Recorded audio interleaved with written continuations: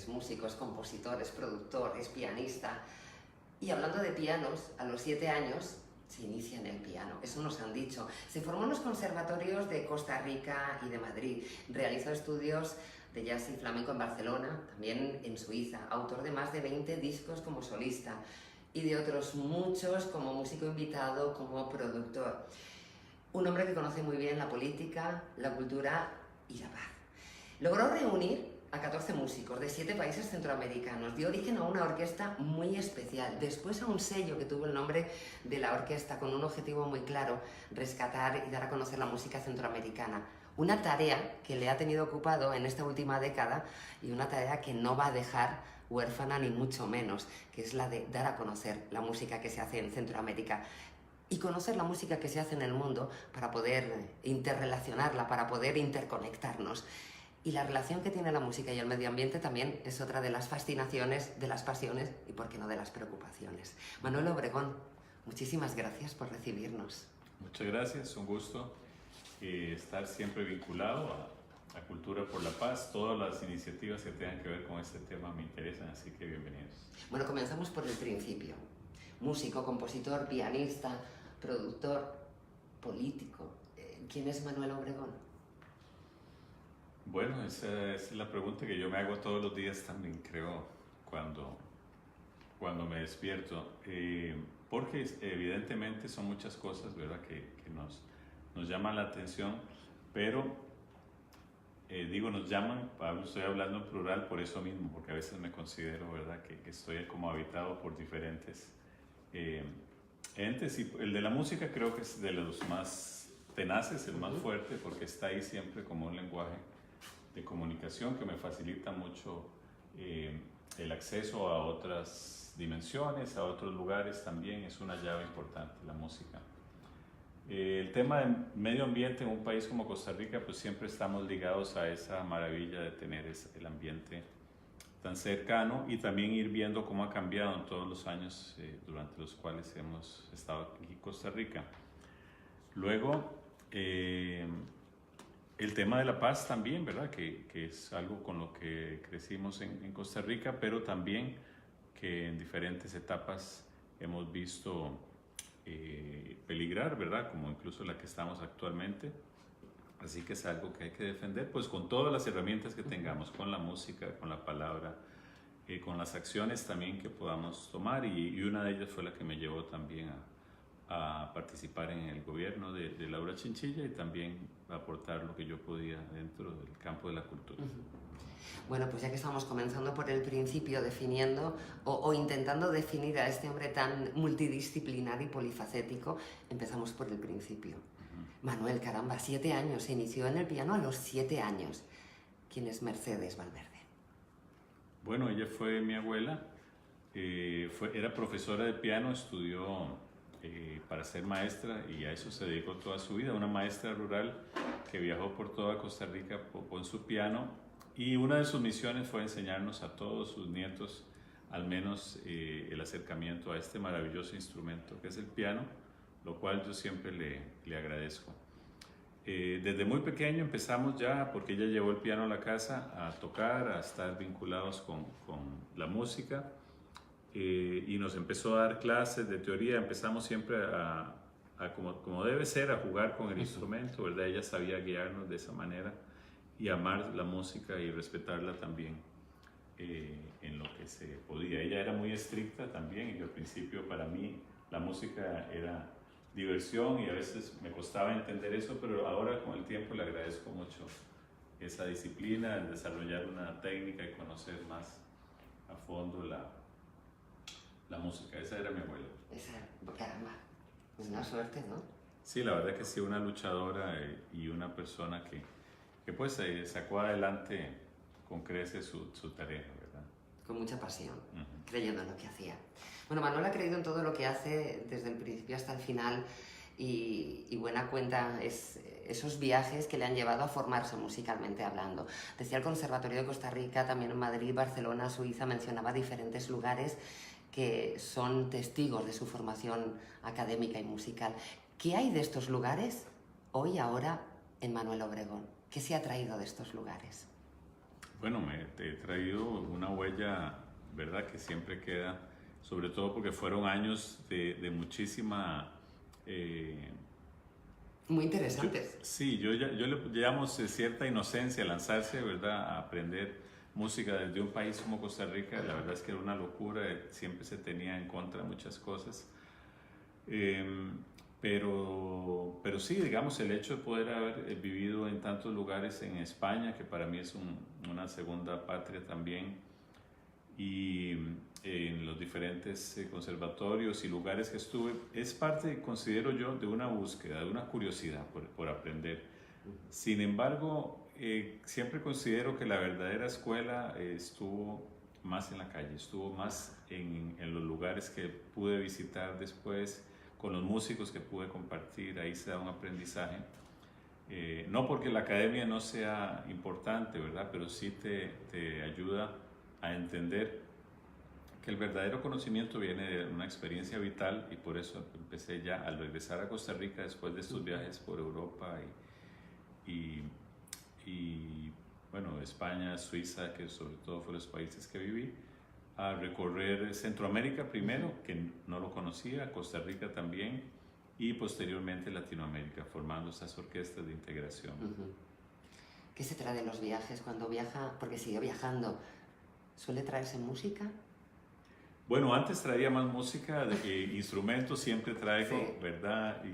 Pero ahora trato de viajar ligero y lo que trato es de sobre todo traer esa experiencia vital, y más a veces que lo que uno se trae es lo que uno deja, me parece. Entonces tratamos de dejar esta huella en los ríos, por ejemplo, con este proyecto de la Orquesta del Río Infinito, que se ha ido multiplicando. Hemos visto pues hemos visto cómo estos proyectos tienen, una vez que el entusiasmo se genera, tienen vida propia. Sí. Así que eso es lo que dejamos y traemos en estos viajes. Muy bueno, muy bueno. Hablando de proyectos con vida propia, hablando de orquestas. La papaya. La papaya es más que una fruta. Es una orquesta, es un sello. ¿Qué proyecto más bonito? ¿Cómo es la historia de la Orquesta de la Papaya? Bueno, una de las cosas que me di cuenta durante los años que viví en España, en Barcelona, en Córdoba también, es que conocía muy poco de mi propio folclore. Veía ya a los cantantes flamencos, veía incluso otros sudamericanos que conocían profundamente su propia música, y la verdad es que yo no tanto, porque aquí en esa época no la enseñaban en el colegio, tampoco la enseñaban en el conservatorio. Entonces, a mi regreso, lo que empecé a buscar fue casualmente cómo nutrirme y cómo aprender a fondo de esto. Y aquí tampoco lo enseñaban en ningún lugar, así que hubo que ir a buscarlo desde las propias raíces, ¿verdad?, de los maestros. Y ahí fue donde empecé a tratar de entender qué era la música de Costa Rica, y ahí me di cuenta que no era posible entenderla si no se conocía la de Nicaragua y la de Panamá, por lo menos. Y ahí se fue ampliando hasta que vi que el istmo centroamericano tiene Mesoamérica, pues una historia común. Sí. Y ahí es donde decidimos hacer un espacio que no existía en ese momento, que era un espacio de intercambio sonoro con músicos de diferentes países. Ahí pedí ayuda de amigos como Guillermo Anderson, Rómulo Castro, los Mejía Godoy en Nicaragua, que me ayudaran a identificar artistas tradicionales, ¿verdad?, que tal vez no eran tan conocidos, pero que estaban haciendo una labor ya durante muchos años, incluso muchos de ellos por muchas generaciones, ¿verdad? Familias como los marimberos de Masaya, que pues son parte de la historia viviente y sonora de Centroamérica. Nos reunimos en Costa Rica y ahí surge esta orquesta con el nombre de La Papaya, que se bautizó durante ese encuentro. Sí. Qué bueno, buenísimo. 14 músicos fueron. La primera versión fuimos 14 músicos, después se amplió, pudimos ingresar también algunas mujeres de diferentes tradiciones, y actualmente trabajamos con un formato de 21 músicos. ¿Cuál es la identidad? No sé si hay un denominador común en la música centroamericana. Bueno, lo que lo diferencia, dices. Lo que lo diferencia y lo que hace que exista la música centroamericana, lo que une a la música de los países de Costa Rica y países hermanos. No sé si hay algo que nos une y algo que nos diferencia. Bueno, hay dos vertientes. Nosotros estamos justamente en el medio, Costa Rica. Yo pienso que el factor más predominante es del de la cultura maya, ¿verdad? Que está en todo Centroamérica y llega prácticamente hasta el norte de Costa Rica. Y luego del sur también recibimos mucha influencia de las culturas amazónicas, ¿verdad? Y sobre todo de Venezuela y de Colombia, lo que ahora se conoce con ese nombre, esos territorios, y en esa época no los tenían. Pero somos un punto de confluencia. Creo que Centroamérica tiene eso, que recibimos gran influencia del norte y del sur y tenemos una gran cantidad de ritmos propios, de instrumentos propios también, ¿verdad? Que han sido guardados casi como un secreto a nivel mundial porque muy poca gente los conocía. Hasta incluso los mismos centroamericanos los conocíamos poco. Sin embargo, ha habido una corriente fuerte durante los últimos, yo diría, 20 años que ya los jóvenes también se interesan más por eso, se conoce más a los, ¿verdad? a los grandes maestros, como aquí tenemos a Ferguson, a Raitico, ¿verdad? Todos esos artistas que ya los jóvenes tienen, ¿verdad? Ese interés marcado. Claro. Bueno, Walter Ferguson cumple 100 años, Sí. Se ha hecho conciertazos, bueno, en fin, que no se pierda en la memoria, ¿verdad? Ahí está, por suerte. Claro. ¿Le gusta experimentar con la música? Sí, me gusta experimentar con la música y con la vida en general, ¿verdad? Creo que esos son experimentos, todo lo que estamos viviendo para cada uno de nosotros. Y cuanto más experimentemos, más vamos a aprender, creo yo. Yo creo que estamos en la misma línea porque esto también es un experimento para nosotros. Manuel, usted no es ajeno a la vida política por tradición, digamos familiar, por cercanía familiar, por pasión propia, representante de Costa Rica como agregado cultural en Europa, ministro de Cultura y Juventud. Caramba, dos representaciones muy interesantes. La política y la música son un matrimonio bien avenido. Sí, yo pienso que es cuando algún músico, algún artista dice que a él no le interesa la política, pienso que tal vez no sabe muy bien de qué está hablando, porque todos hacemos política constantemente, ¿verdad? En el hogar, en la familia, en la casa, siempre estamos. Ahora, ya meterse a una política activa nacional sí implica renunciar a muchas cosas, ¿verdad? Porque es un sacrificio. Si algo aprendí yo durante esos 4 años es admirar a la gente que realmente toma esa decisión, porque tienes que dejar muchas cosas de lado. Pero sí hay que, si se quiere generar un cambio, o al menos si quieres aportar algo, pues hay que meterse con todo y hacerlo de esa manera. También es un gran aprendizaje, también una forma de conocer el país diferente, es otro país el que se está cuando estás dentro de la política, pero hay que buscar esos cambios. Por ejemplo, el caso nuestro era muy específico. Casualmente, estos defectos que teníamos por los cuales yo no pude acercarme a diferentes tradiciones nacionales fue algo de lo que más impulsamos, ¿verdad? El tema de la identidad nacional. Pues teníamos 4 objetivos básicos. Uno de ellos, por supuesto, era de cooperación internacional. El otro de juventud, porque es un ministerio el que me tocó a mí también, unido con juventud.